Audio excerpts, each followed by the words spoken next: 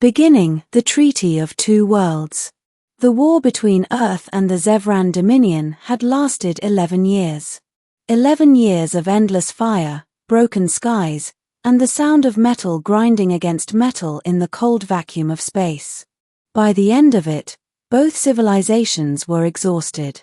Planets burned, fleets vanished, and countless soldiers were reduced to drifting names in forgotten data archives. Captain Elias Rourke, decorated human soldier and survivor of 3 planetary sieges, stood at the edge of the Galactic Council chamber as the peace treaty was read aloud. His uniform was immaculate, but his mind was heavy. Peace was a word he hadn't trusted in years.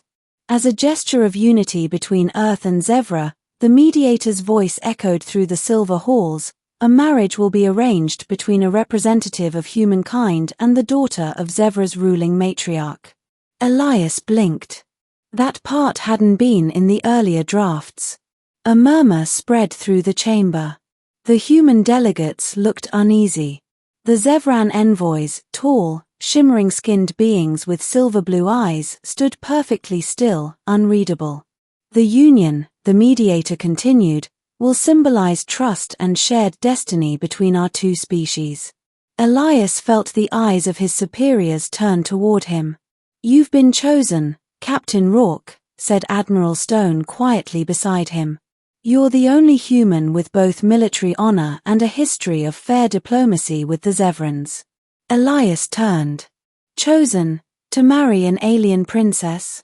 Stone nodded grimly. "For peace." Elias wanted to laugh, but the weight in his chest kept it down. Peace had a price. Apparently, this was his. Middle, the alien bride. Zevra was unlike anything Elias had ever seen. The planet shimmered like a pearl wrapped in blue mist, its cities floating above oceans that glowed faintly in the night. The Zevrans themselves were graceful beings with skin that refracted light in subtle, shifting tones, like moonlight on water. Elias was led through towering halls of silver crystal to a ceremonial chamber.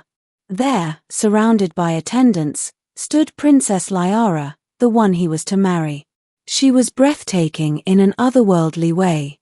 Her hair flowed like molten silver, her eyes vast and pale violet. But it wasn't beauty that struck him, it was how she looked at him. Calm. Measuring. Almost sorrowful. When the Zevran Chancellor began the vows, Elias's heart pounded.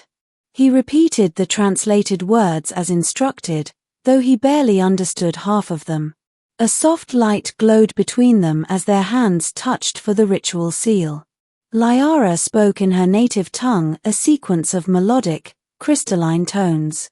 The interpreter's device at his side flickered, failing to translate the full meaning. Elias only caught fragments: bond, eternal, chosen beyond stars. Then silence. The light between their joined palms pulsed once, and the chamber erupted in gentle cheers. The marriage was sealed. He was officially the husband of an alien princess. That night, he was given quarters in the Zevran palace, spacious, serene, filled with soft blue light and the hum of invisible machines. He sat by the window, staring at the twin moons, wondering if peace could truly begin this way. A gentle sound broke his thoughts. The door opened, and Liara entered alone.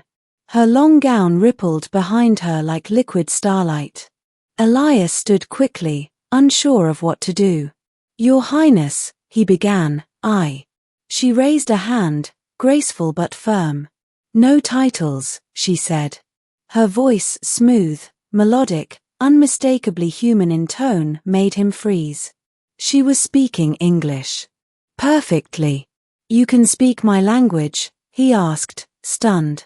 She gave a faint, sad smile. "I've studied it since childhood.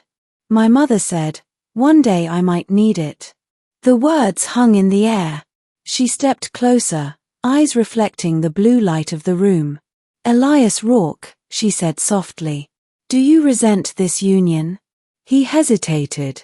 Honesty was his habit. "I don't know. I didn't choose it. But I'll honor it." Liara nodded. Then you already understand more than most. They spoke late into the night about war, duty, and the strange loneliness that came from carrying peace on their shoulders. She was nothing like the cold alien rulers he'd imagined. She was curious, fiercely intelligent, and surprisingly empathetic. Before leaving, she said quietly, "The words I spoke in the ceremony, they mean our fates are now one light. If one fades, the other will follow." Elias didn't sleep after that. The attack. 2 weeks later, while human and Zevran forces celebrated their fragile alliance, an explosion rocked the outer palace. The sky turned crimson with fire. Elias woke to alarms and shouting. He grabbed his sidearm and ran through the halls. Guards were already clashing with masked insurgents, Zevran extremists who rejected peace with humanity. "Protect the princess," someone shouted. Elias sprinted toward Lyara's chambers. Inside, she stood at the balcony, calm amid chaos, her eyes scanning the burning skyline. "Lyara," he shouted. "We need to go." She turned, but before she could move, one of the insurgents burst through the door, weapon raised. Elias fired first, dropping the attacker instantly. Lyara didn't flinch. Instead, she extended her hand toward the fallen soldier. A pulse of light rippled from her palm, absorbing the faint energy that lingered in his armor. Elias stared. "What was that?" "Our gift," she said simply. "The Zevran link energy drawn from life itself. It's forbidden to use it in war." They fled through the corridors, smoke and screams echoing around them. The palace trembled as explosions thundered outside. Elias shielded her with his body when a wall burst nearby. When they finally reached a secured escape bay, Lyara stopped. "We can't leave the planet," she said. "If the Council believes humans failed to protect me, the treaty will die." "Then what do you suggest?" he asked, breathless. She met his eyes, glowing faintly violet in the dark. "We fight, not as soldier and princess. As one." Elias hesitated only a second before nodding. Together, they returned to the palace heart. The insurgents had reached the throne room, cornering Zevran guards and the queen herself. Elias took cover, firing precise shots while Lyara raised shimmering energy barriers with her hands. When the leader of the attackers, a towering Zevran with dark crystalline armor, lunged for her, Elias threw himself forward. The impact drove the air from his lungs, but his weapon found its mark. The leader fell. Silence followed. Lyara knelt beside Elias, her hands trembling. "You risked your life for me." He smiled weakly. "Guess that's what husbands do." Her eyes softened. "No, Elias. That's what someone who believes in peace does." Ending, the words that changed everything. The uprising was crushed by dawn. The palace stood battered but unbroken. For the first time in years, Zevran skies glowed with pure sunlight. In the council chamber, the queen declared, "This man, this human, has proven what unity truly means. His courage has saved not only my daughter but the bond between our worlds."